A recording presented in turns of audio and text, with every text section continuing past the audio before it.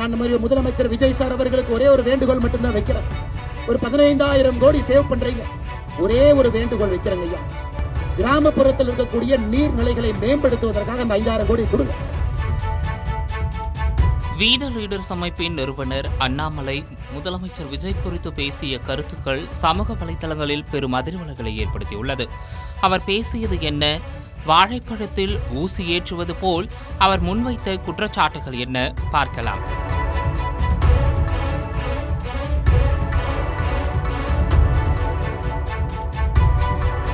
சென்னை எழும்பூரில் உள்ள ராஜரத்தினம் மைதானம் அருகே சுற்றுச்சூழல் பாதுகாப்பு பேரணி நடைபெற்றது. வீத லீடர்ஸ் அமைப்பின் நிறுவனர் அண்ணாமலை தலைமையில் நடைபெற்ற இந்த பேரணியில் 2000க்கும் மேற்பட்டோர் கலந்து கொண்டனர். பேரணியின் போது தனது அமைப்பின் உறுப்பினர்கள் மத்தியில் பேசிய அண்ணாமலை முதலமைச்சர் விஜய் குறித்து பல்வேறு பரபரப்பு தகவல்களை பேசினார். அதாவது, கோபாலபுரத்தில் போயஸ் கார்டனில் பனையூரில் இருந்து கொண்டு முடிவுகள் எடுக்கும் காலங்கள் மாறிவிட்டது. நான் யாரையும் குறையாக குற்றமாக இதை சொல்லவில்லை. ஊர் பிரச்சினைக்கான முடிவுகளை எடுக்கும் போதுதான் நிலையான அரசியல் மாற்றங்கள் நடக்கும் என்று தெரிவித்தார். சென்னை சென்ட் ஜார்ஜ் கோட்டையில் அமர்ந்துதா, அல்லது நான் போயஸ் கார்டனில் அமர்ந்துதா, அல்லது நான் ஈசிஆர் பனையூரில் அமர்ந்துதா, அல்ல நான் கோபாலபுரத்தில் அமர்ந்துதா முடிவெடுப்பேன் என்கின்ற காலமெல்லாம் மாறிவிட்ட அருமை சொந்தங்களே. நான் யாரையும் குறையாக குற்றமாக சொல்லல. தொடர்ந்து பேசிய அவர், ஒரு வருடம் நேரம் கொடுப்போம். 101 புதிய சட்டமன்ற உறுப்பினர்கள் வந்திருக்கிறார்கள். அவர்கள் சரியாக பணி செய்யவில்லை என்றால் முதல் ஆளாக குற்றம் சாட்டுவோம். சில தவறு செய்கிறார்கள், சிலர் சரியாக வேலை செய்கிறார்கள் என்று தாவேக எம்எல்ஏக்கள் குறித்து மறைமுகமாக பேசியிருந்தார். இதையடுத்து அமித்ஷா தன்னிடம் கூறிய ரகசியத்தை போட்டு உடைத்த அவர், அமித்ஷா தன்னை டெல்லி வர சொன்னதாகவும் பொறுப்பு எடுத்துக்கொள்ள கூறியதாகவும், ஆனால் அதற்கு தான் மறுத்துவிட்டதாகவும் கூறியிருந்தார். அமித்ஷா அவர்கள் என்னை டெல்லிக்கு வர சொன்னார், டெல்லியில பொறுப்பெடுக்க சொன்னார். 3 ஆண்டுகளுக்கு மேல டெல்லியில் வந்து இருக்க வேண்டும் என்று சொன்ன பொழுது நமக்கு அது ஒத்து வராதுங்க ஐயா. நான் தமிழ்நாட்டில் இருந்துக்கிறேன், நமக்கு அது வேண்டாங்க ஐயா.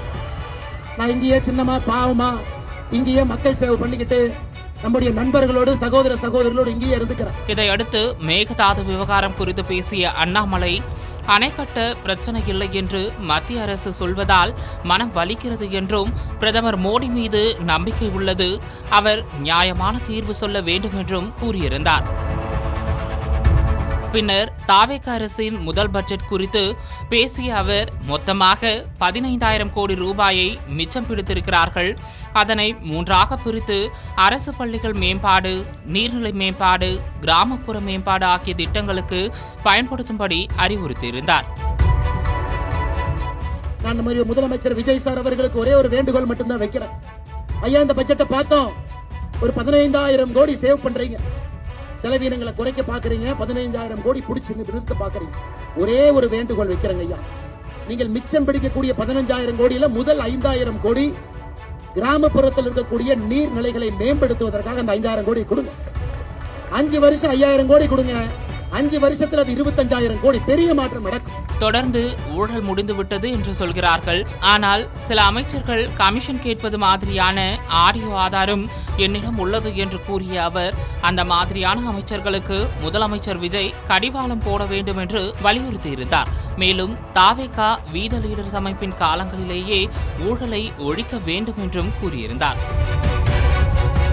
முன்னதாக பேரணியில் கலந்து கொள்ள வருகை தந்த அண்ணாமலை கட்டுக்கடுங்காத மக்கள் கூட்டத்தில் சிக்கிக் கொண்டதால் பரபரப்பு ஏற்பட்டது. இந்த பேரணியில் கரு நாகராஜன், அமர் பிரசாத் ரெட்டி, சிறப்பு விருந்தினர்களாக மறைந்த நடிகர் விவேக்கின் மனைவி அருள் செல்வி, பாஜக மாமன்ற உறுப்பினர் உமா ஆனந்த் உட்பட பலர் பங்கேற்றிருந்தது குறிப்பிடத்தக்கது.